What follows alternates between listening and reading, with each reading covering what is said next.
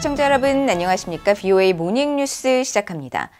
북한의 김정은 국무위원장이 최근 지방에 생필품조차 제공 못하고 있다고 말하면서 관리들을 질타한 것과 관련해 한국 정부는 북한 주민들의 생활 전반에서 평양과 지방 간 불평등이 심화하고 있다고 평가했습니다. 또 이 같은 불평등이 발생한 근본적인 원인은 김 위원장 스스로 핵무기 개발과 도발로 북한의 고립을 자초했기 때문이라고 지적했습니다. 김영건 기자가 보도합니다. 북한 매체들은 최근 김정은 국무위원장이 노동당 중앙위원회 정치국 확대 회의에서 지방 인민들에게 초보적인 생활 필수품조차 원만히 제공하지 못하고 있다면서 관리들을 질타하고 지방 발전 정책 추진을 지시했다고 보도했습니다. 한국통일부는 이 같은 평양과 지방 주민들의 불평등은 식량 배급을 포함한 생활 전반에 심화되어 있다고 지적했습니다. 주민 생활에 있어서도 식량 배급 경험 또 배급량 등에 있어서 평양과 지방 간 차등적 배급 혜택이 있는 것으로 알려져 있습니다. 또한 의료 교육 측면에서도 인프라 수준, 서비스 접근성 등의 격차로 인해서 이런 불평등이 심화되어 있는 상황입니다.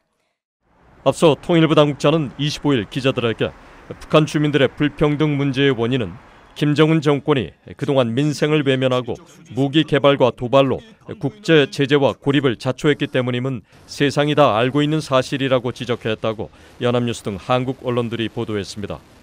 보도에 따르면 이 당국자는 북한은 정권에 대한 특권 핵심 계층의 지지 확보를 위해 평양에 자원을 집중하는 체제로 장기간의 국경 봉쇄 등이 상황을 더 악화시켰을 것이라고 분석했습니다. 전문가들도 김정은 정권의 잘못된 국정 운영이 북한 주민들의 불평등을 심화시킨 것으로 분석했습니다. 김영희 남북하나재단 대외협력부장은 김정은 시대 들어 북한이 주택, 산업시설, 레저시설 등 평양 발전에 집중해 당과 국가에 대한 지방 주민들의 충성심이 예전 같지 않고 불만도 심각한 상황이라고 지적했습니다. 지금은 전화 다 되죠. TV에서 평양만 계속 나오죠. 과거 북한 사람들 같은 경우는 수도니까 나라의 얼굴이니 당연히 뭐 좋아져야지 라고 했는데 지금은 나라에서 주는 게 없고 내가 스스로 알아 살아가니까 왜 평양만 잘 살아야 되냐 이렇게 불만의 목소리도 나오죠. 북한 정권이 이번 정치국 확대 회의에서 지방발전 20곱하기10 정책을 지방경제 살리기 카드로 내놓으면서 기존의 핵무력 강화 행보와 투트랙 기조를 보이는 데 대해서도 무리한 정책이란 지적이 나옵니다. 군의 생산 설비들은 수입을 해야 됩니다. 상당 부분들. 그렇기 때문에 자체에서 문제를 해결하라는 건데 대북 제재가 철저하게 가동이 되는 상황에서 20개의 현대화된 공장을 만드는 건 불가능하다 이렇게 볼 수 있고요. 만든다면 모두 부실화될 거다. 따라서 지방발전 20승10 정책은 실현 불가능한 정책에 가깝기 때문에 앞서 미국의 전문가들도 일부 국가자산의 민간이양 등 부분적인 사유재산 인정을 하지 않고 개혁 개방을 하지 않는다면 평양의 모든 경제발전 시도는 실패할 수밖에 없을 것이라고 진단했었습니다. 한국통일부는 다음 달 초 발간 예정인 북한의 경제사회 실태 인식보고서에서 심각해진 평양과 지방 주민들의 삶의 격차 등 전반적인 분석 내용을 자세히 공개할 것이라고 밝혔습니다. VOA 뉴스 김영건입니다. 한국의 북핵 수석 대표인 김건 한반도 평화교섭본부장이 스위스 제네바에서 유엔 인권기구 고위 관계자를 만나 북한의 핵 미사일 고도화는 심각한 인권 침해를 바탕으로 진행되어 온 만큼 핵 개발 문제를 인권 문제와 연계하는 포괄적 접근의 필요성을 강조했다고 한국 외교부가 밝혔습니다. 한국 외교부는 26일 보도자료를 통해 전날 김 본부장이 나달 라시프 유엔 인권 최고대표 대행을 만나 한국 정부는 북한 정권이 경제 민생을 희생한 군비 증강과 무리한 4대 세습 시도, 북한 내 남한 문화와 정보 확산 차단 등을 위해 사회 통제와 억압을 강화하고 있는 데 대해 개탄한다고 말했다고 밝혔습니다. 한국 외교부에 따르면 김 본부장은 또 한국 정부는 북한 인권의 실상을 알리고 북한의 행동 변화를 유도하기 위한 국제연대 구축을 위해 노력하고 있다고 말했습니다.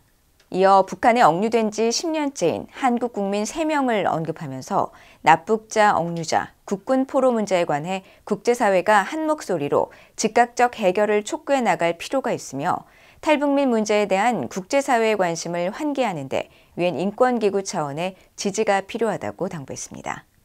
이에 대해 알-라시프 대표대행은 유엔 인권기구가 책임 규명, 강제 실종 등 북한 인권 문제의 다양한 측면을 조명하기 위해 노력하고 있음을 소개하고 북한 인권 문제의 국제 공론화를 위해 보다 폭넓은 지역과 국가 대상 아웃리치의 중요성을 강조했습니다.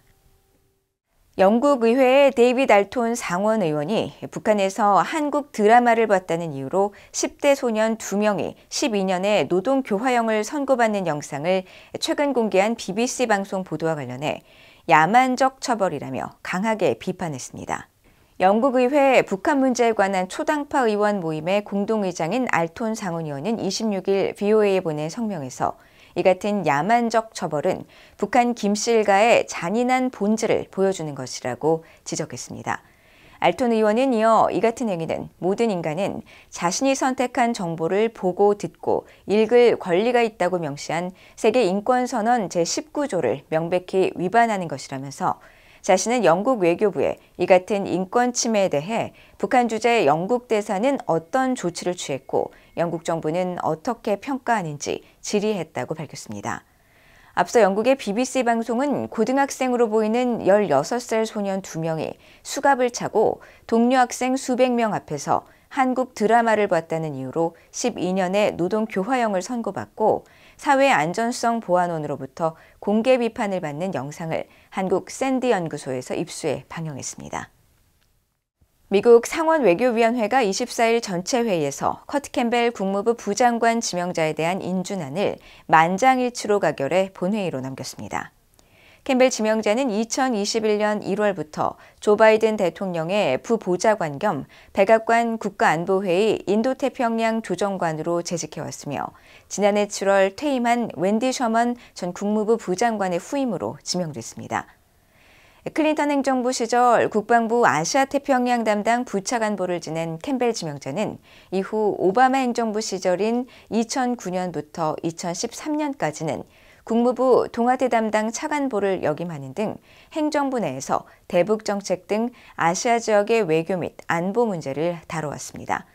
앞서 캠벨 지명자는 지난해 12월 초 상원 인준청문회에서 북한 정권이 영내뿐 아니라 미국을 겨냥한 장거리 미사일과 다른 핵 역량을 계속 완성해 나가고 있는 데 대해 우려하며 김정은 정권이 더 이상 미국과의 외교에 관심이 없다고 판단한 것이 아닌지도 우려된다고 말했습니다. 미국과 한국의 사이버 작전사령부가 지난 15일부터 26일까지 한국 측 사이버 작전사령부 훈련장에서 사이버 동맹 훈련을 처음으로 실시했다고 국방부가 밝혔습니다. 한국 국방부는 26일 보도자료를 통해 두 나라의 사이버 요원들은 이번 훈련을 통해 신속하게 위협 정보를 공유하고 사이버 위협에 대응하는 절차를 함께 연습했다고 밝혔습니다.